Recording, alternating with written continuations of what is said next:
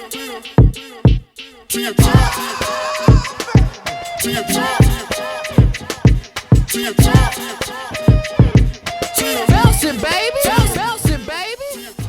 guys, it's Tia on Tia Talks, and today we're here with the Baseline Artists. So if you guys can just go around and introduce yourself and say what's up to the people. So whoever, let's start on this side. We'll start. What's up, everybody? Tamba from Harrisburg, PA. Drove 3 hours to be here. Very special moment, very special opportunity. Yes. And, just looking forward to this. What's going on, y'all? Trey Nova, Chicagoland native, now based here in New York City. Very thankful for Tia to have us here. I'm excited to just, discuss and just talk things out. Yes.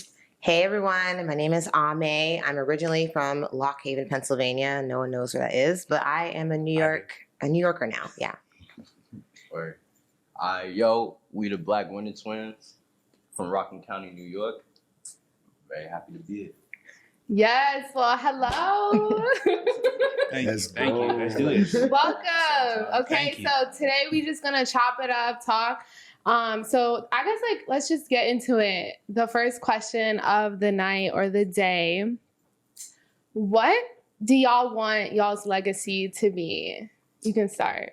Ladies first. All right, ladies first. Okay, my legacy as an artist. That's a heavy question. For me, growing up, like I said, I grew up in a very small town in Pennsylvania, and I was pretty much the only Black person there. So for me, my legacy is I just want to be able to create opportunity for minorities, for people that don't have the representation that they should be having, shouldn't have the opportunities that they have. I just want to make sure that I'm there as a voice and as support to go ahead and make opportunities for everybody. Okay, I love that. All right, so who wants to go next? It's you. You're on the spot. That was a great question. So, for us, back when we grew up in the suburbs, and also just like her, it wasn't a lot of Black people, and our music taste was kind of different from a lot of the kids there, and I discovered this artist called MF Doom. I don't know if you know him. But when I heard him, it was it was the most exciting thing ever. I wanted to put on the world to him. And I felt even though he wasn't talking about things necessarily that pertain to our life, it was more so I felt like he just get me. And if we could do that for somebody to create that excitement, to Black Winter Twins, that album was crazy. And right. In the barbershop arguing about it, I would love that. Okay, I love that. Dope. Do you want to add anything? Nah, what he said. Okay. So a twin thing? That's what that is. I love that. Okay. We're on the same page. That's tight. All right, what about over here? Oh, you can go, brother. I'll go. All right. For me, I have a lot of similarities. So, what you guys talked about, predominantly white areas. But for me specifically, I'm from Sierra Leone, West Africa. My people, Kana people, they've never seen anything like this before. I'm the first in that tribe, in that area to be at this level. So to me, it's important for me to keep going because obviously there's a kid there who never even seen an airplane possibly could look at me and say, yeah, I could do that too. So that's what it is for me. It's basically empowering that. What about you? Y'all had some good answers. Well, it's just how you feel, how when you say legacy, that word legacy, just think about it, what it comes to the first thing to your mind and then to your heart. How can you connect to that word with your artistry? Right. Yeah, I don't know. For me, it's more so. I think y'all touched a lot on the topics of just the community that we grew up in.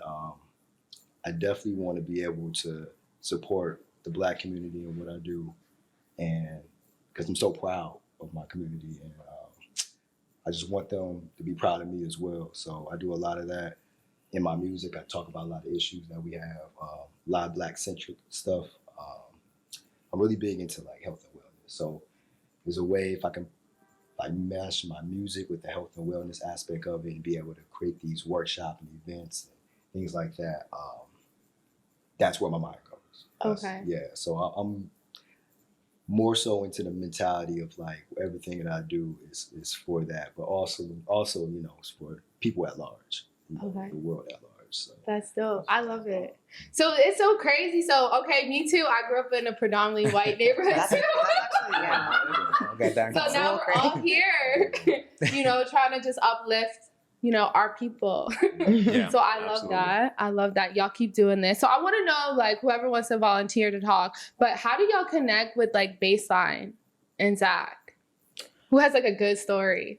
So my story is a little bit of a mystery. So I performed in Atlanta last year, and I came back and I had a couple more performances. At one of the performances, someone saw me, and then they were at a mutual place where Zach was at, and they told him about me, and that's how he reached out to me on Instagram. Oh. But we, to this day, like, don't know who it was. Like, he doesn't know who the person was. I don't know who the person was. It was a man, so I don't know if anyone's watching. You did that. Thank you.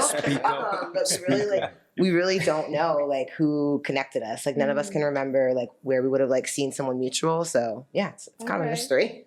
Okay. Y'all both from PA though, right? We are both from Pennsylvania, and I played like soccer and basketball like in his hometown, like for high school. But like I don't know him. But it's really cool that we like are in close proximity to each other. Okay. Yeah. Wow. Cool. He just found us on Instagram. Okay. Yeah, Instagram is a great way, to find people and stuff. So yeah, social media. Okay. I'm not gonna hold you. When he DM'd us, I thought that shit was a scam. Because there's so many. Shit. I really was, but like he said, yo, just call us tomorrow at 12 p.m. I was like, all right, whatever, yo. And I called him, and he was talking and telling me about it, and it seemed really legit. Yeah. Honestly. Yeah. That's dope. Yeah, I feel like social media, you have to be careful because there's people scamming. So many scams. And then like if you put your email on Instagram, then they're gonna come in your email. So yeah, especially this industry. We're just talking about it's really bad. Yeah. We're just talking about that. Yeah. Yeah. But I mean, for me, with Zach, funny enough, I grew up about like maybe 20 some minutes apart. He was in Lancaster area. I'm in Harrisburg. So, 20, 30 some minutes, depending on, how slow you drive. But, we grew up, we met each other maybe I was 17, 18 years old. We were, we met each other and then that was about it. Went separate ways in life and whatnot.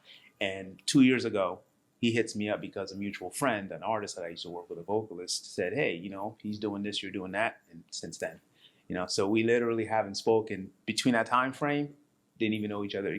We existed ever since we met each other, and then we just connected. And that was it. Wow. So we've been, okay. Since then. It's fine. It's a full circle moment. Yeah. It is. I like that. Okay. What about you?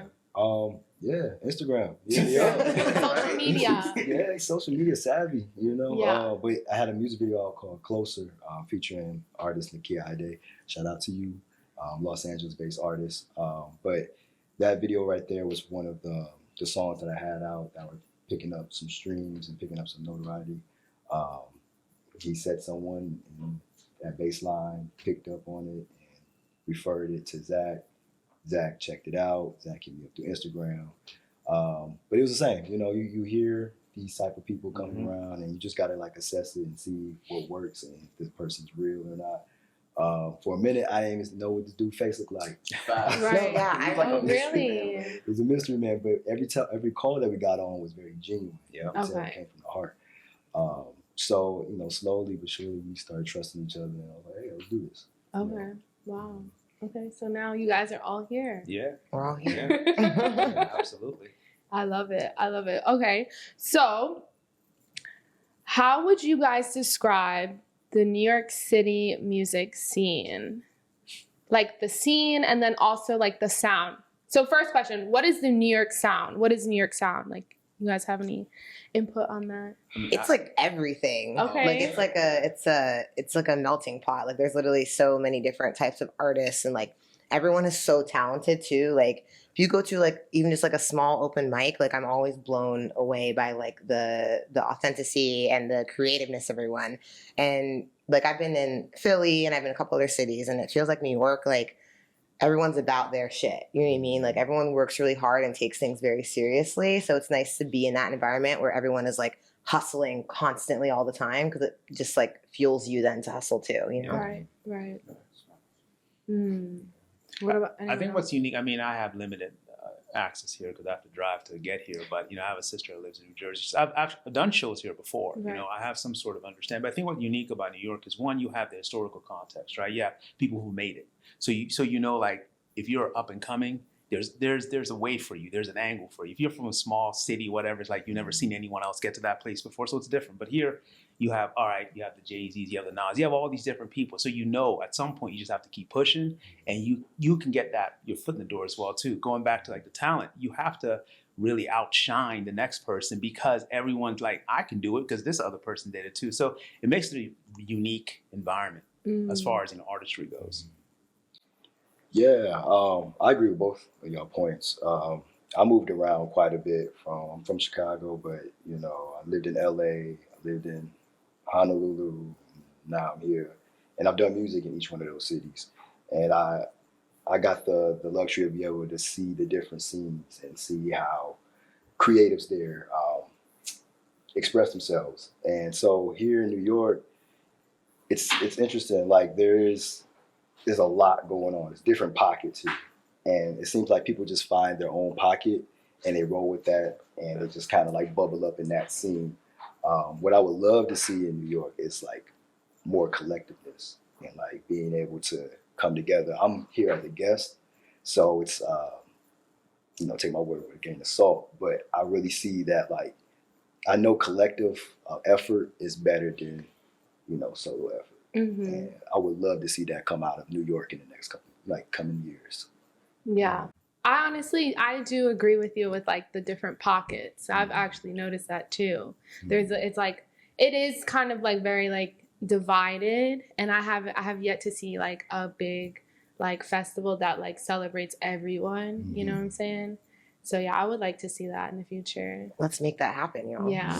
We have the power. We can do that. That is so true. What about you guys? You guys live in New York, but you guys live a little bit further up from the city. So what are y'all's thoughts on like the differences from like living where you live and then New York City music? Like, what's the difference?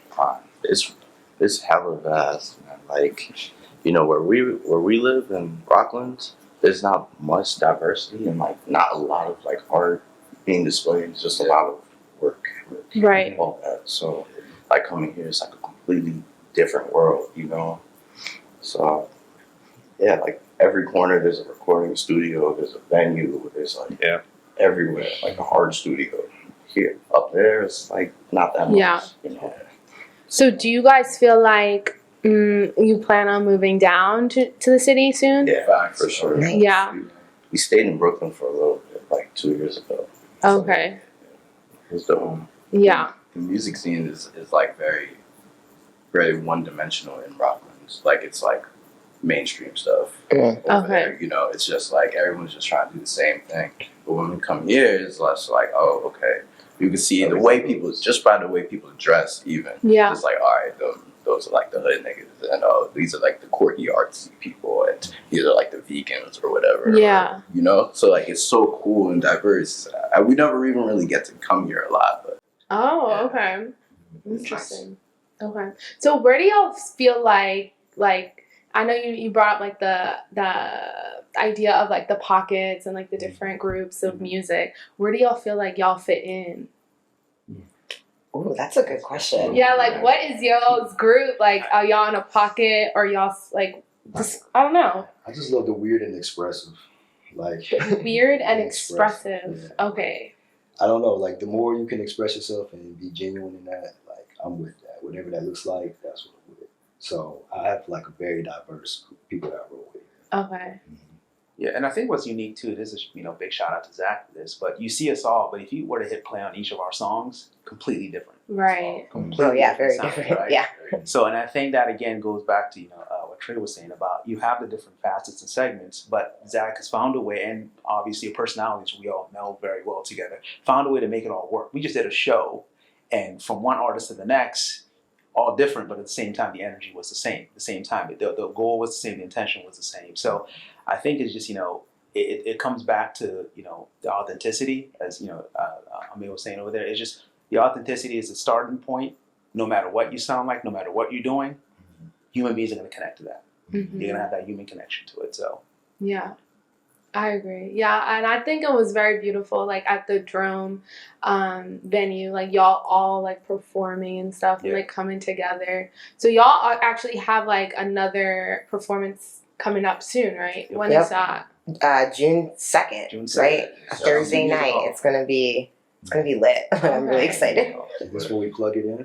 Yeah, we'll buy your tickets now. Yeah, exactly. Okay, but where is it? Where? Chelsea Music Hall. Chelsea Music Hall. Yeah. So what are y'all doing to like prepare for this next performance? I am in the gym. I'm doing yoga. I'm stretching every day because the last show I was so tired. Like I was out for a good 2 days afterwards. Like I was my body was sore. I was like exhausted. You were like dancing. Like, you were dancing. Yeah, I needed to like prep for that more. Like when I am dancing. So like now I'm gonna get my ass back in class again. Like I won't be breathing hard on stage ever again because I was like pretty horrible. So I don't know if y'all. So I don't know if you saw the show. Right? Yeah. So there's a song where I like sat down on the stage. I saw that. I was like, oh, she's tired. Like literally, I had the worst Charlie horse in my calf. Oh. Like so, the song before that, I was like dancing around, moving. I like bent down on stage, and I felt it. I was like, oh no. I was like, this is gonna like be a disaster. But then I saw you on your set. You got up on the stage and you like went to the beginning, and you're like sitting down and crouching. I was like, oh, I can do that. So you can like see. I feel like you can see it in my eyes, like through in the video of me like, what are you gonna do, Amelia? What are you gonna do? Like, what are you gonna do? Like, you gotta do something. You pulled it off though, skillfully. But in my head, I was literally like, I'm about to cramp up on stage right now and like make a scene. So I had to sit down, sing my little song from there, and then like stand up and move. But so I will be going to the gym and like working out, to prep. But it's funny you say that because I went on right after these dudes and I saw them get off the stage. I'm like, oh, okay, we're doing that now. So, and I'm like, yeah, all right. Y'all put all the rules. I didn't know y'all could do half the stuff. I was like, all right, well, we're doing that then. Now, for me, the preparation is really just, I think it's key. For me, it's just going through the set, continuously going through the set, going back, seeing the video. What did you do differently? What would you do differently? So on and so forth. It's just basically every second counts. Because again, live shows, and I'm sure you guys all understand this, that's the moment to like, when someone comes to see you, it's like make or break, right? It's that one opportunity for you to make a fan or for someone to just, neglect what you're doing. So the masterfulness, the aspect of going in and saying, you know what, I'm going to look at what I did the last time around, and I'm going to try to step it up a little bit, whether it's, going out, working out or, breath control, certain aspects of things, crowd interaction. That's for me. It's just going back, looking at the tape like a pro athlete does, right? Look at the tape and then see what you're going to do the next time. Yeah. Something that just like is coming to my mind though, like when I was watching you perform, is like you was having this conversation. Yeah, that was really cool. I think that like set you apart too. That like it really like I felt connected. I was like, okay, we're going on this journey. Like, let's go. It's funny because I was telling Trey out there, I have 4 sisters and 2 brothers, and we're all very close. Every Sunday we hop on a Zoom call and we talk about the week. It doesn't matter. My one sister lives in Jersey. Everybody jumps in the call. So one thing I learned the past year is if you talk, just make people feel comfortable, that's unique. So that's what I did that night. It's basically what I learned from those conversations. Bring your story forward, tell people, and see what happens. Get engagement from that. So a lot of it is just the family experience. I just took it and just put it on the stage that night. Yeah. Okay. That's amazing. That's great. That's amazing. Yeah. What about you? It's the technical aspect of it. Just looking at what you do and how you can improve. For me, with each show, I just try to see like how much more can I like lose myself in the performance. So like how much more can I dive deeper into my craft and like just lose myself. Like every performance won't be able to just like when I get to the point where I get off stage, I'm like, I don't remember what I did. Like you black out. That's all we say. We say black out in performances. Like, it was dope. Oh, for sure. I don't remember. Look at the video. 100%. So that's the ultimate goal for me. But going back, it also is you got to be masterful at what you do. Yep. I was talking about. Yeah, like I probably watched the performance back probably like a good 50 times already of just like studying myself and being like, okay, you just look at it and get cringy, like, oh my gosh, like, it's so bad. You gotta get used to it. I do it. I'm like, oh, why did I say that? Why did I? Everyone's loving it, but to you, you're your own worst critic. So I get like that sometimes. So. Okay. Well, I love it. You guys keep studying your craft, getting better. And then I'll be at the next performance too. Oh, yeah? That's gonna be fun. I'm excited for that. So with these different venues, have you guys like experienced like any like discrimination or you know, anything like that along those terms? Yes. Yeah, we were just talking about it. Yeah, being in the realm of hip hop, it's like you gotta like sell yourself because people, you know, you say you rap or you do hip hop, they automatically think you bring in a certain crowd. And me personally, I do a lot of neo soul, R&B, jazz, hip hop, fusion music. So my crowd is just a certain crowd. But it's like, yeah, it's these venues that can be gatekeeping at a certain point, and it's you got to make sure to. It sucks that you have to do it, but you do have to like kind of distinguish yourself. It shouldn't be that way. I mean, you should be accepting of all music, especially if they're bringing people into the door. I mean, you're making you money at the end of the day. But yeah, it's definitely that weird, like, yeah, I rap, but also I live band. So like, I'm not like that. So it's weird until that day comes when you no longer have to do that. I feel like that's going to be an uphill battle for a lot of at least hip hop artists. Yeah, I also feel like going back to like the New York scene too, performing in New York has its advantages of like there's a lot of venues, there's a lot of stuff going on, there's a lot of places to perform, but the scene of like the promoter business and like people trying to get their bag, like that is very hard. And like that's where I kind of like lean towards other cities of like wanting to perform there because they don't have like this like you have to bring this many people and produce this much amount of money, and if you don't do that, and they try to be, you know, shiesty and everything, and they'll be like, oh, actually I want 20% instead of 30%, you know what I mean? Like they'll do that, and I've experienced that a lot in New York, and a lot with like men trying to pull one over on you, like, you know, send you a contract they don't think you're going to read or something like that. So that's been like frustrating when performing at venues. But in other cities, there's also the problem of like there's so many like pay to plays, right? So it's like you have to pay $500 to get on stage and like do this, like like Atlanta, Miami, Orlando, like they're really big on that of like pay to plays. In New York, you just kind of like scoot by, but you gotta look out for people because they're gonna try to screw you over. Wow. Okay. Yo, big on the pay to play shit. Because like when Jacob and I just started performing, we were like, oh, yo, there are videos out. People were going crazy. People were like, oh, you guys just have so much energy. But I would love to have you at my show. $600. I was like, wait, it sounds like you should be paying me $600, bro. Right. But like, it was kind of difficult. And then touching on Trey's point, it was like, every time, like, oh, what do you do? And just like, oh, I'm a rapper. And just like, oh, okay. Like, so it's kind of like that demeaning kind of tone and stuff. So, So what do y'all feel like what can like change all of that?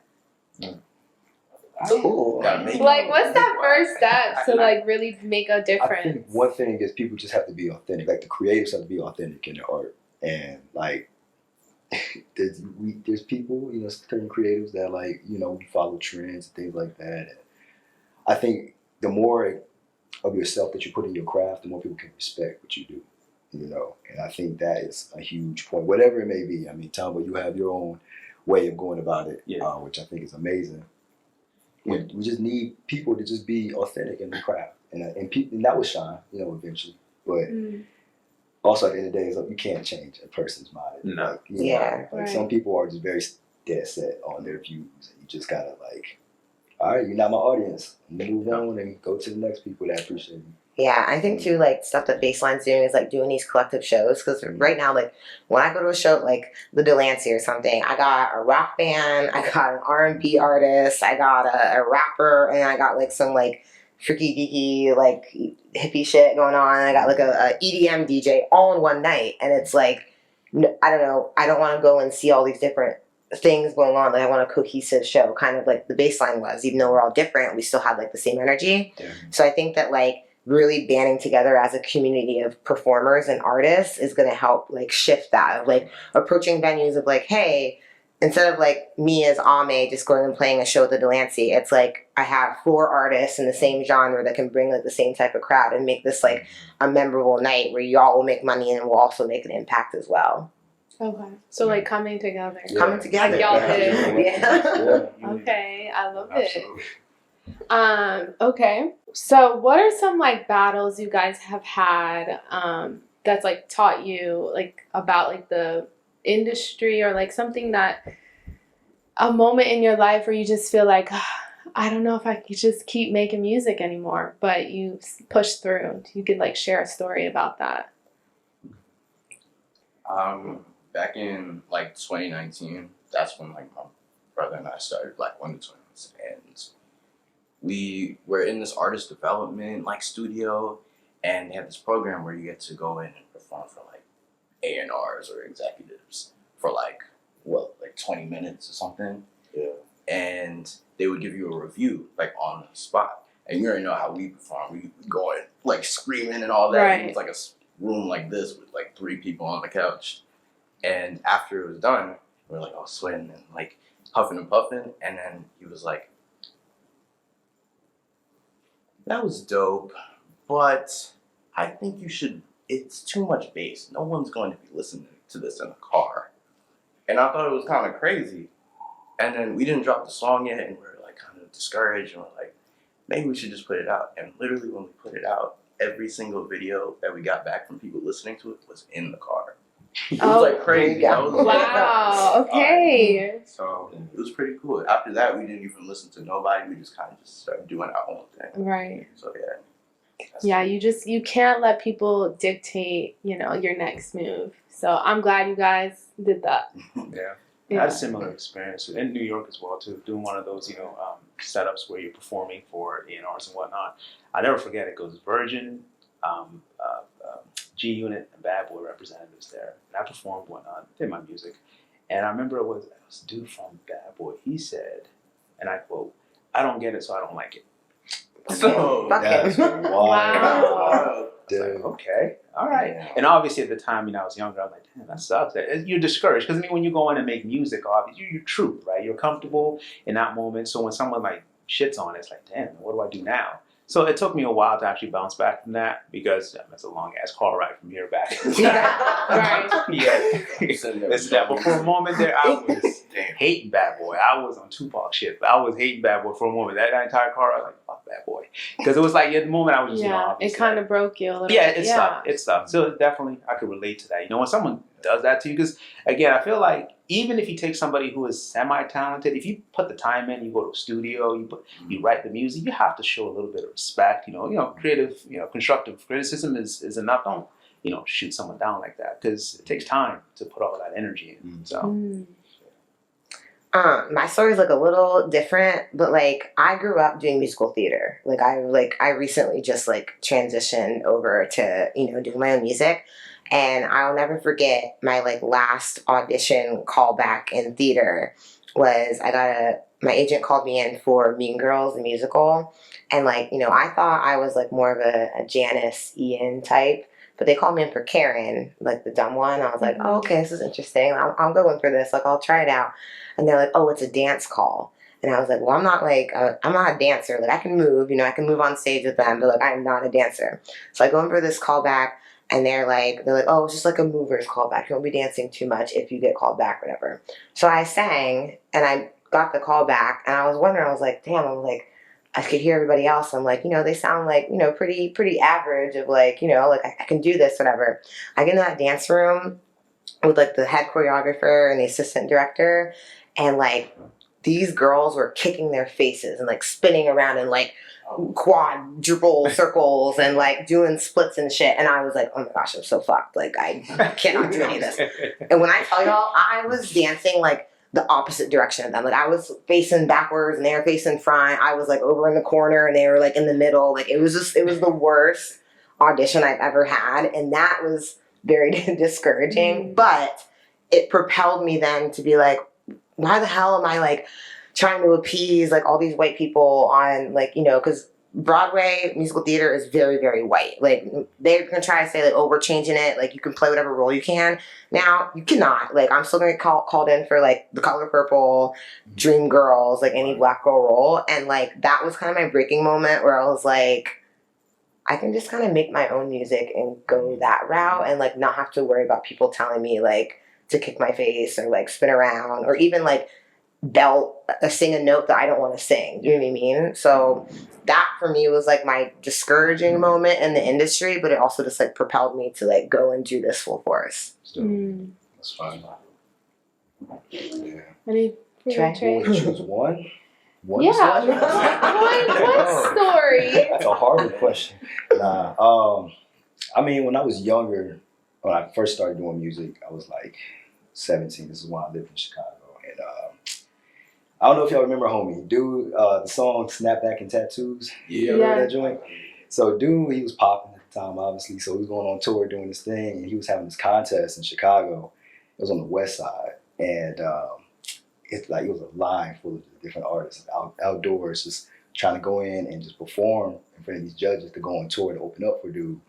And this is me at 17 and like just trying to, I don't know, it's just like, yeah, the music thing is my thing. And I haven't had a management. I ended up getting with a management later on.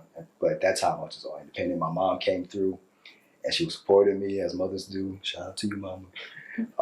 But went on stage. And it was my very first performance. But I've always had this like natural talent to be on stage. I mean, obviously I had to, refine myself over the years, but it was always innate for me. So when I got on stage and did my thing, I ended up becoming like the top, like last two people or whatever. It was me and it was an R&B singer. And the R&B singer, I mean, he was cool. Like, dude was fire, but it was like the crowd, like, when you do the judge and like, all right, are you feeling so-and-so?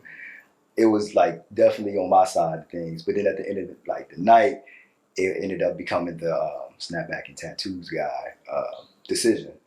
And he ended up choosing the R&B artist because, I don't know. Like afterwards, a lot of people came up to me and they were like, oh man, you should have got that. You got robbed, all this type of stuff. And I'm like, as a kid, I'm just like, dang, like I really put my all into it. My mom came through. I didn't care about nothing. I was even cursing on stage when my mom was there. I put everything on there, on the line. Dang. And then they were like, but mom was very proud of me. She was like, that was an amazing performance. She was like blown away. She was like, that's not my baby up there.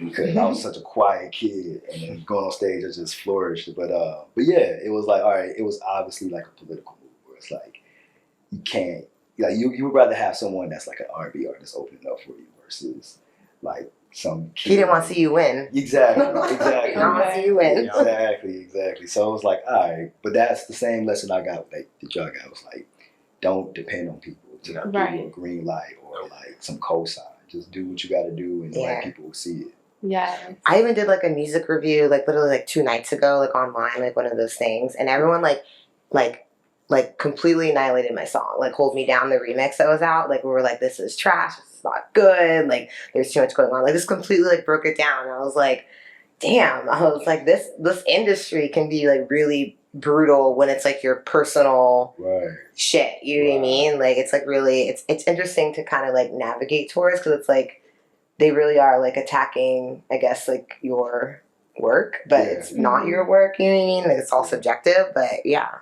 So can I yes, speak. Yes. Are you able to do that? Of course. All right, for sure. So I was going to ask, as like a black woman artist, like, what is the? I imagine your uphill battle is like 10 times more. So it's like, how do you navigate through that as far as like make opportunities for yourself and being able to like take all that type of criticism in and still keep going? Like, how do you navigate?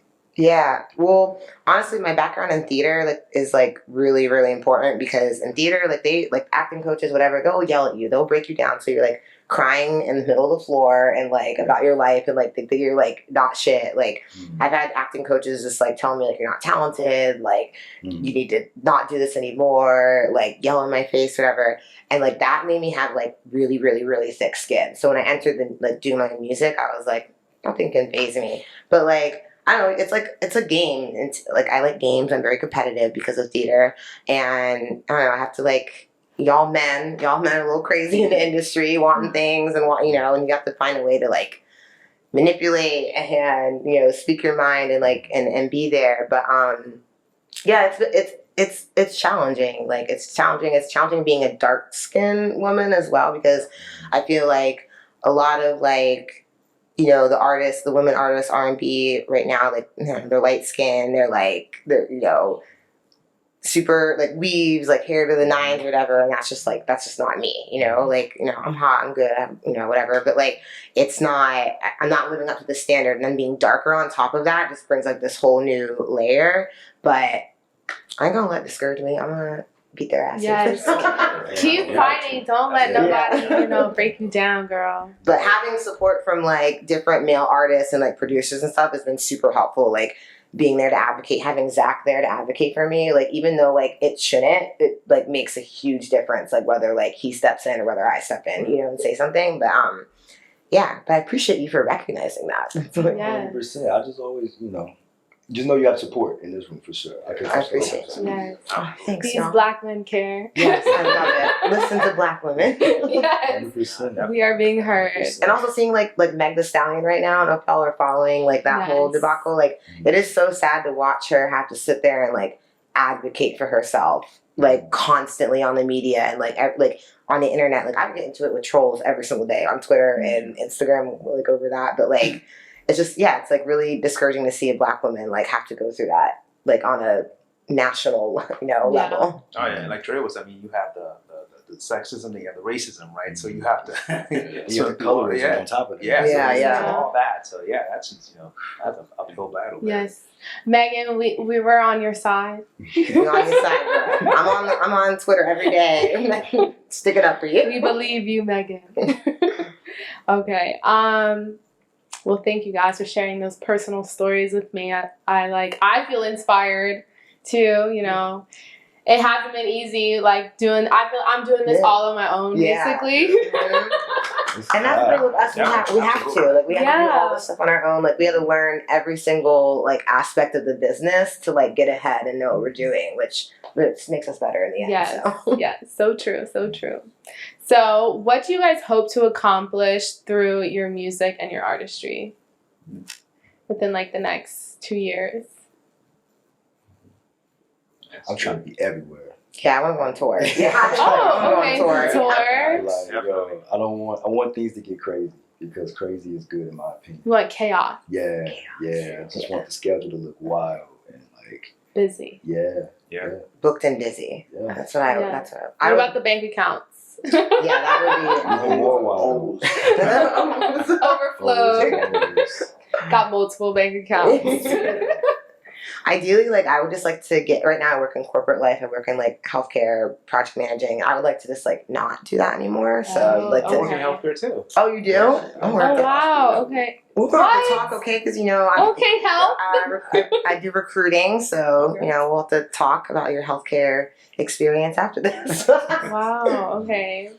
But yeah, I mean, like you're saying, it's basically obviously, you know, getting away from that and being able to just do this full time, living off of this, provide, and you know, just be happy. Wake up every day and be able to just, okay, I have this idea, I can just go ahead and do this, and then have a plan, and you know, see the return and everything that comes from that. Being able to just fully focus on that, have your energy on that.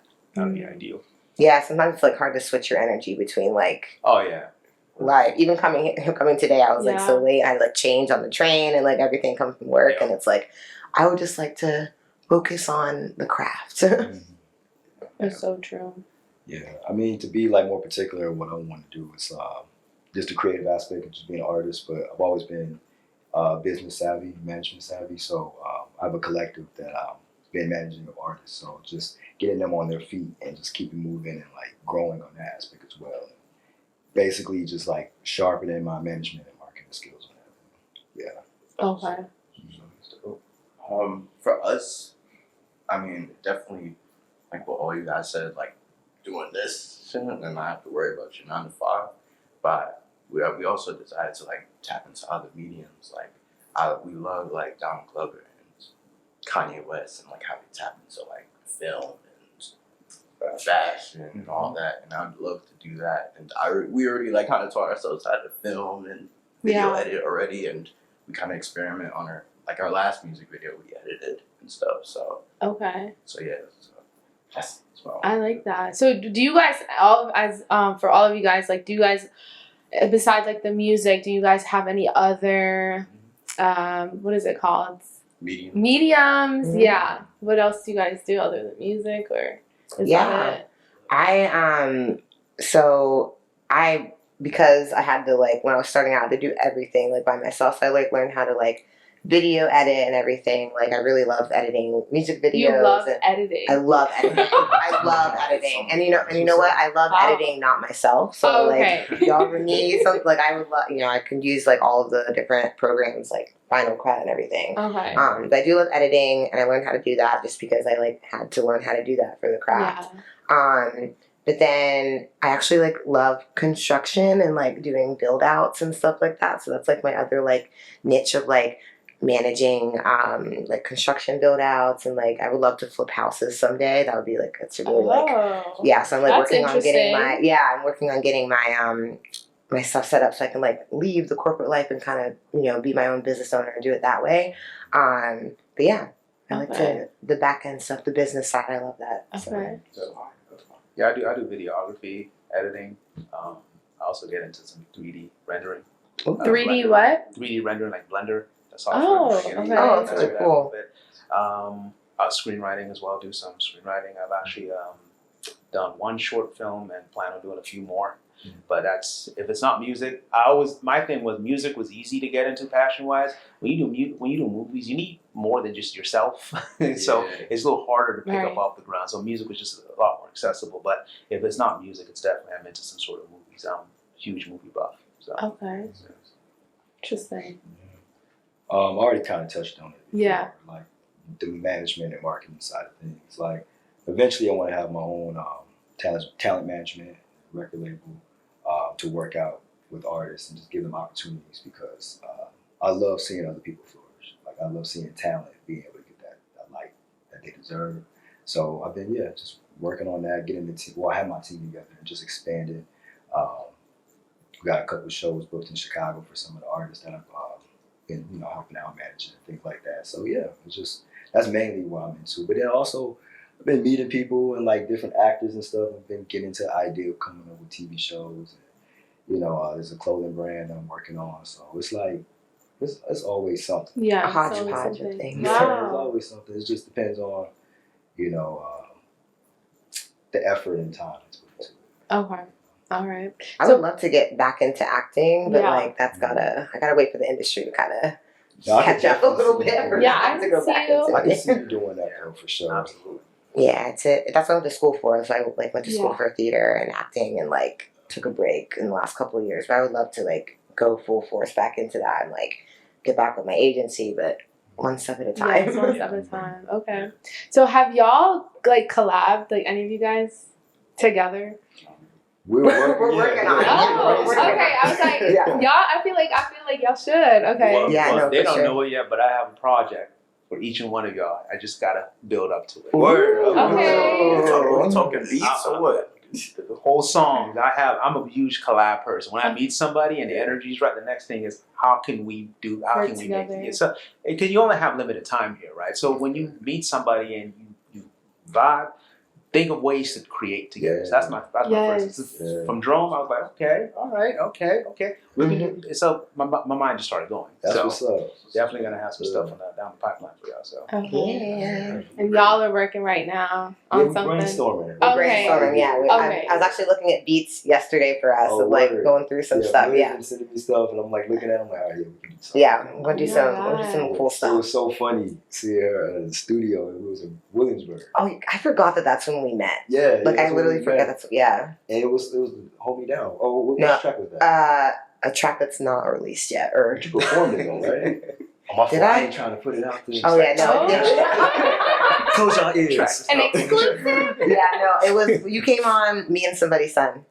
Yeah, that's what it was. Yeah, it was Paul. Yeah. It was a dope session because we first met that session, and then you were doing something new on that track. Mm-hmm. Oh yeah, yeah. So when the track comes out, I'm doing a little rap, tapping in a little rap game. But I was so nervous, like I was sweating. Like Trey, you were there. I was like, I can't do this. Like, but the producer we work with, like, he really like brought it out of me and like brought me to my comfort level, and I was able to like spit a little fire, I guess. Track is that what you say? Spit a little fire. Yes, I love that. The track is hot though. It was cool. Like it was fun. So I'm excited to get in the studio with you, and then y'all. It's always something. I don't know. There's always some medium you can you can create in. So. Yeah. Actually, I'm going to the studio tomorrow to finish up that track if you want to come. In this, where at? 39th Street. I'm going to a different studio. Okay. Yeah. Just let me know. Give me the information. Yeah. Give me the information. That'll be fine. Okay. Wow. This is There we beautiful. go. Yeah. Absolutely. It is. Okay, so I have a question for you, Amelia. So how would you like say like music is a part of your identity? My identity. Okay. So I mentioned before I'm adopted, right? So I grew up with like 2 white parents. They're pastors. Double whammy. They're both pastors. And my father did like a worship band like growing up like in his church every Sunday. So I started out singing there. And then long story short, like I started, going through musical theater and like connecting through that way. And I started doing musical theater at a young age at like 10. And there was like a theater that would hire, people in the summer. And I started doing that then. Then I went to Temple University for musical theater and graduated. And I was like, I've always loved musical theater. But I was like, this isn't really like what it is, right? With what I want to do.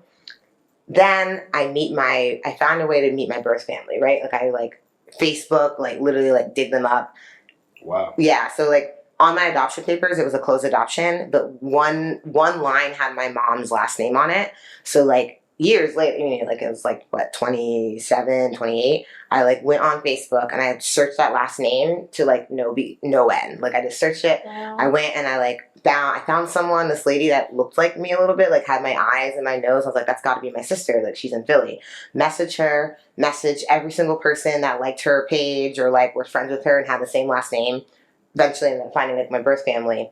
But I say that to say that I found out that like my family's like huge musically wise and like in the fashion industry. Like now my birth aunt, I don't know if you met her at the show, but she dresses me now like for every single show, every single photo shoot I do. Wow. And she lived like 10 blocks away from me when I found them. Like she was just right down the street in New York, which is like crazy. And I found out that my acting teacher in college, she came just to like sub for a couple months, and I like really connected with her. And then she's my cousin.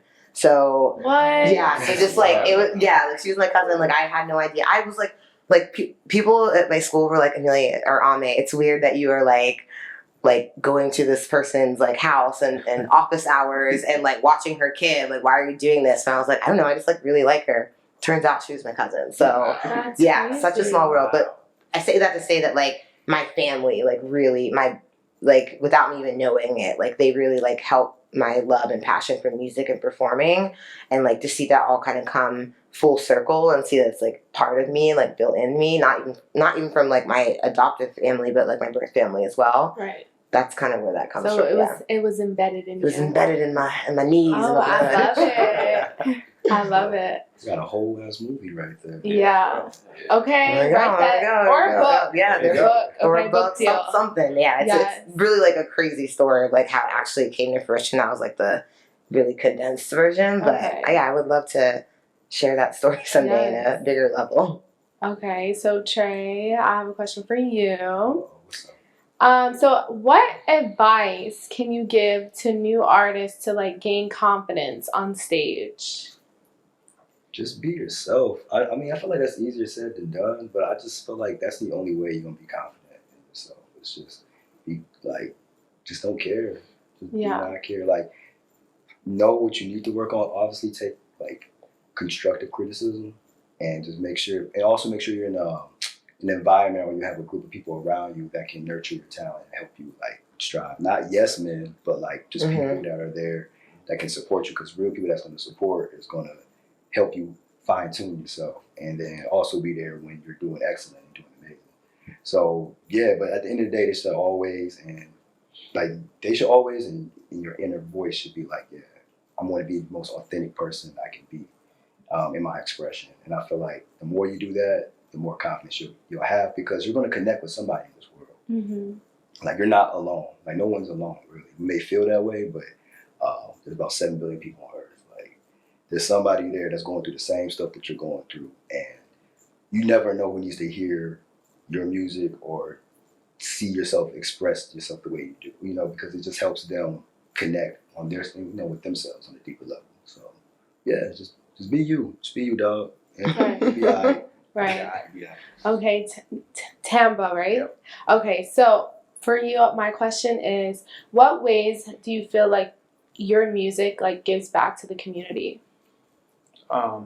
I was just talking to Trey about this too. I have for the past. Y'all been talking about this like all day. All day. He's like, we just talked about this. Yeah, we're out there kicking it for a little bit. But before the pandemic and everything, I do something local with the Central PA Food Bank. We do a food drive, live music thing. We've done it for a number of years in the Capitol Steps. Basically, people come in, drop some food in the bins. We've actually had some very successful years, but it's a mixture. Some local rock bands, of course, hip hop, and different artists come up, and we just put on a show. People just walk up to the steps, enjoy it, family oriented and stuff like that. So that's something we've done, and we also done shows before, and like we had costume contests and stuff like that, Halloween parties. We've done a number of different things. My thing is always about giving back, and the reason for that is because I feel like everything I've been able to do is because someone was there at one point helping me, reaching out and helping me. I mean, I'm from one of the poorest places in the world, right? So for me to be sitting here with y'all, a long list of somebodies had to make a decision to say, I'm going to help this family and I'm going to help this person out. So it's just the one main thing for me. It's just everything I do has to have some way for it to give back to somebody else because it's not mine. It's never been mine. I just have an opportunity to have this power, so I got to go ahead and just find ways to just give it back to somebody. So that's just my thing there. Yeah, snaps for that. Yeah, That's good. Keep giving back. Keep giving back. Okay, and then the Black Wonder Twins. How you doing? We good.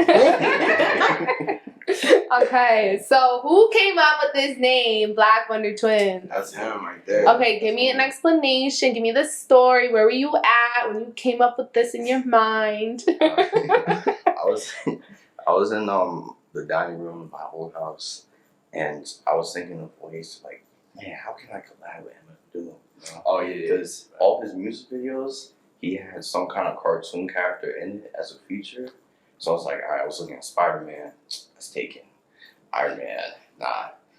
Captain America, I don't like Captain America. So then eventually I ran into the Wonder Twins, like the cartoon. Right. I didn't know like, I'm a twin, so. Okay. It's a boy and a girl, but it's like, we could change it. We're black, so, Yeah. Yes. So, yeah, that's how it came to be. Okay. R.I.P. though. Yeah. We never got to not gonna make the collab out. Yeah. He passed. Oh. I thought you were talking about Wonder Twins. I didn't even know the Wonder. I don't know what that is. The Wonder Twins. Yeah. So they're a band or something? Who are they? The Wonder Twins. Oh, I thought you were talking about somebody else. No, the actual like. Oh, okay. Oh, I didn't know that was a cartoon. Okay. It's all. Yeah, they're interesting. One of them can turn to an animal, and the other one turns Just into like water or something. That's so useless. Yo, it was so funny. Okay. Yeah. So I don't know. I'm trying to feel y'all's dynamic out, like the energy. So, and when y'all are making music, like who is control of like one thing and who does the other thing, or do y'all like collab? Like how does it work? Well, I'll So usually we kind of like he like makes the beats and stuff, and he kind of sits down, whether he picks out a sample or a drum pattern, then I'm kind of like the energy or like the vibe like setter. I'm just like, okay, I like that. And then like either when he gets a groove, I'm just jumping around and shit in the back, and then making scatting a bunch of bullshit, and we're like, oh, that's good, and then we kind of build on top of it. So like whether I come up with the flow pattern first or he finds a sample, it's kind of like a back and forth thing. Okay. A twin thing. Yeah. So it's just we're just always like on the same page. Yeah. And then have you guys ever thought about like creating music separately? Yeah, we have. Okay. That's how we started off making music. Separate, and then you guys came together. Definitely in the future, I can see ourselves. Going different ways. Yeah. A little Chloe Halle kind of thing. Not in a bad way, but like Okay, yeah. Yeah, just taking it separate. Okay, well that's cool. I like it. I guess now I just want to like open up the stage or the floor or the couches. These are comfortable couches. I'm like vibing. Yes. Do you guys have any questions for each other? Ooh. So you guys all seen each other perform, I and got a question. okay, So- speak into the mic. Ask him a question. So what was it like coming from Sierra Leone, and where did you come? Like to New York or? Nah, so again, talking to Trey earlier. How much time And do y'all speak into have? the mic too. Yeah. That's my boy right here. Yeah. Now, I came here when I was about like 7, 8 years old. Little backstory: it's 4 sisters, 2 brothers. All my sisters were born in Pittsburgh. They were all born in Pittsburgh. All the boys were born in Sierra Leone. My dad was a minister, so we have a lot of similarities. Right here too. That you see, we have a lot of similarities. Yours there. too? Mm-hmm. We're all PKs? Yeah, we are. Damn, Wow. that's a little crazy. That is, okay. All So, right. you know, my dad being a minister and everything like that. I came, like I said, at 7. I got in a plane, went to England first. Then I think it was New York, and then we came down to Harrisburg. I can't remember exactly, but it was an interesting ride. Obviously, never even saw a plane before. You know, I'm a little kid in Africa, just running around half the time without shoes on and whatnot. So I got on a plane, and I was telling him it was one of those things right before war started. The war, it was a 10-year civil war that happened in Sierra Leone, and I never understood why we were in a rush until I got a little older and realized that, you know, the politics that's involved in all that, and, you know, my family name and stuff like that. So we had to dip out as soon as possible. But coming here was a culture shock, because I came here, I left Sierra Leone, but I came here and lived in one of the craziest hoods in Harrisburg, right? So, Oh, yeah. so to me, it's like, it's wild, because I've always found appreciation in that, where, you know, no matter how bad you think you have it, somebody else is probably going through some, you know, so it's like the whole aspect of comparing it. I left this place where I thought was, you know, great, came over here, and there's a lot of stuff going on here, but it's better than that place that I just left. So it's constantly just moving forward. But it was a culture shock. You know, it took me a while to really get used to what America was. And I even said in the song that I performed that night, you know, I was talking to Trey about this as well, to the identity aspect of it. You know, we can relate to this, going back to being around predominantly white people.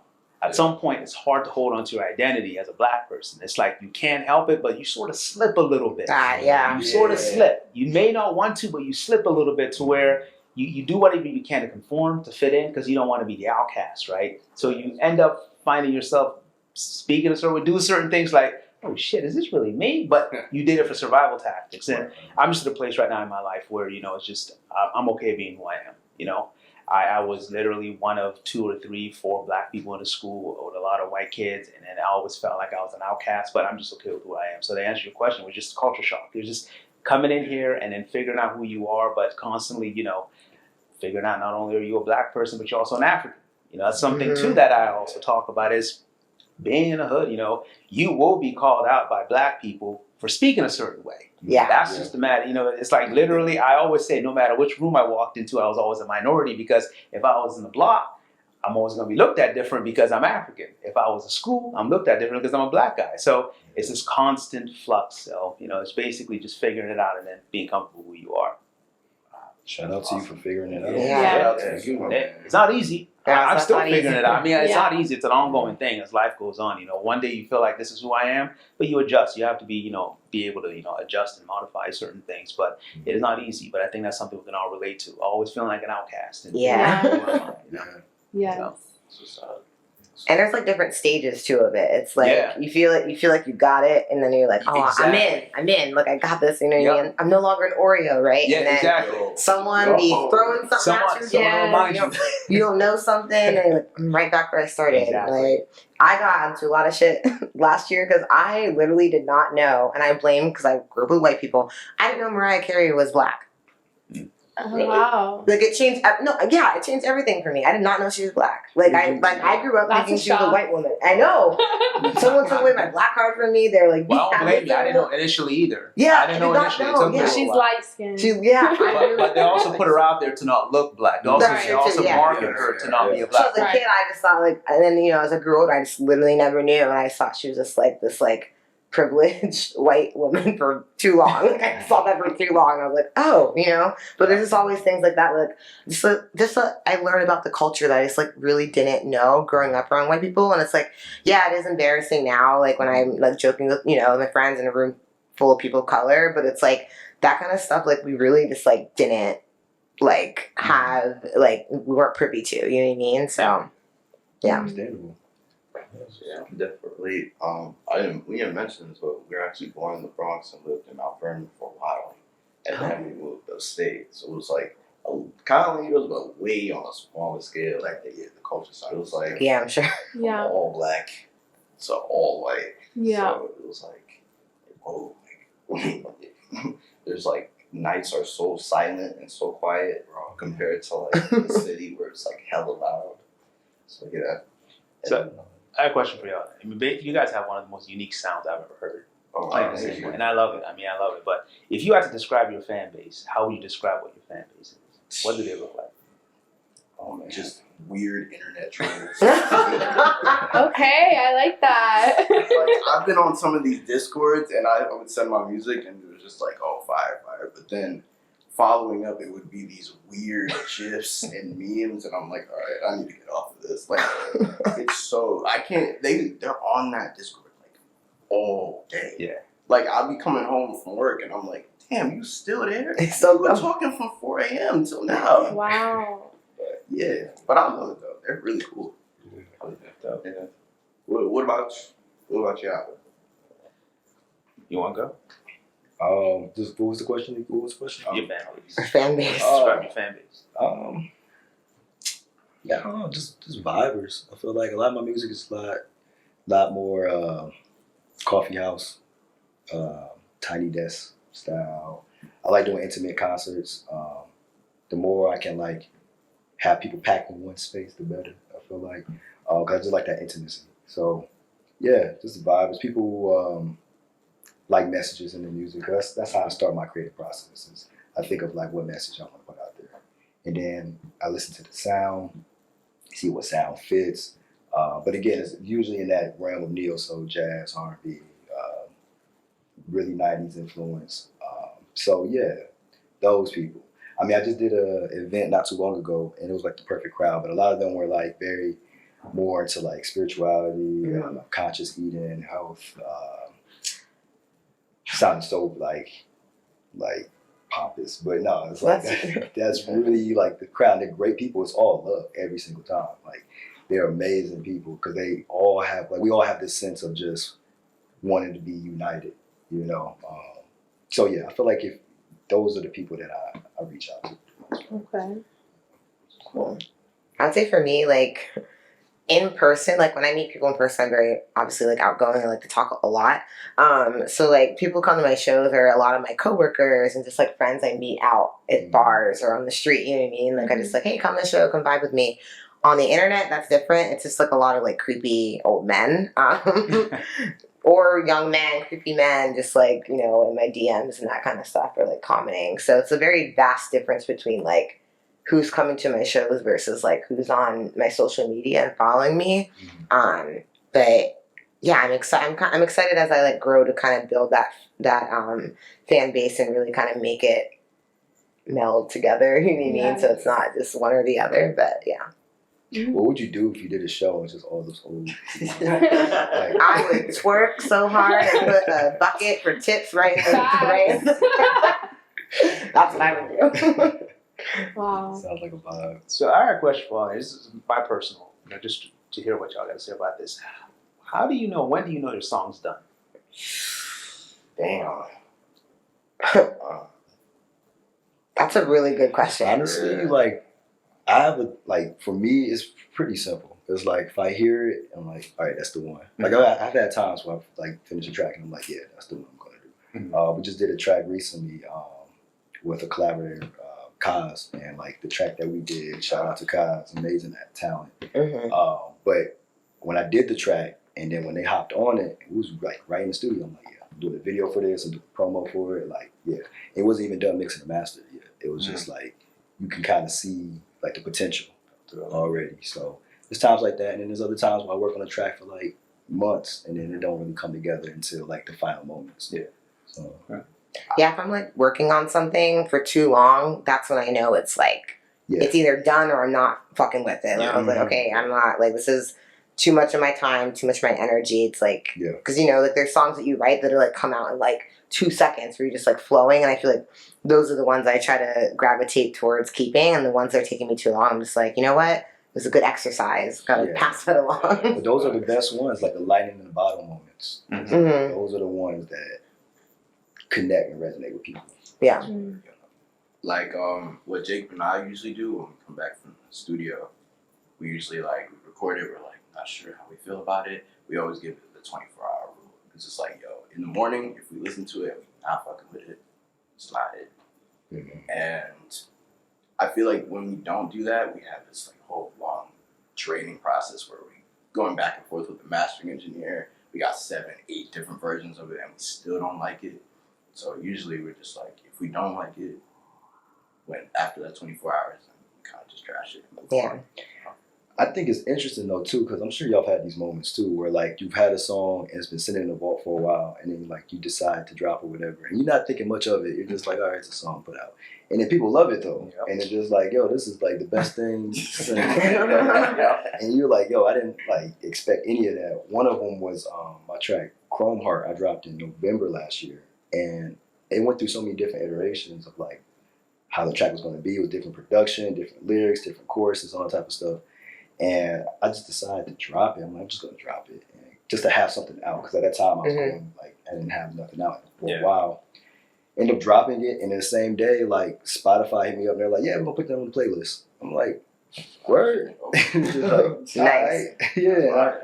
I just thought I was just gonna drop it, and it was gonna be whatever, but it was cool. I mean, you just never know. You never know. Yeah. Definitely take that. I love it. I love this conversation. But yeah, so guys, I think I'm gonna end it here. Okay. This was a good like talk, and I'm so glad that you guys like shared a piece of y'all's story with me. And you know, I feel like very motivated by y'all now too. Like I want to go in the studio. Yo, listen to it. We on our track.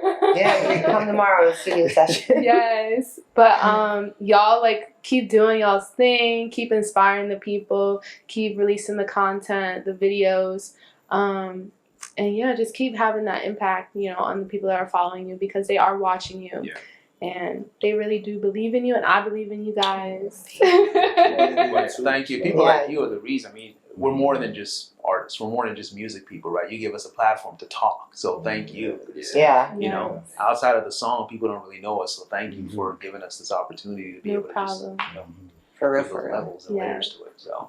Yes, and thanks for participating on the last episode of season 2. Yes. Well, guys, thanks for listening. Tia is out. Bye, guys. Peace. This show hot like the pot been cooking. Coming to your talks if you out here pushing. A&R fans and brands stay looking. You know who to call when you ready for a booking. Now shorty bad, watch the way she walk. Shorty real, realest pockets in New York. In the building till you about to set it off.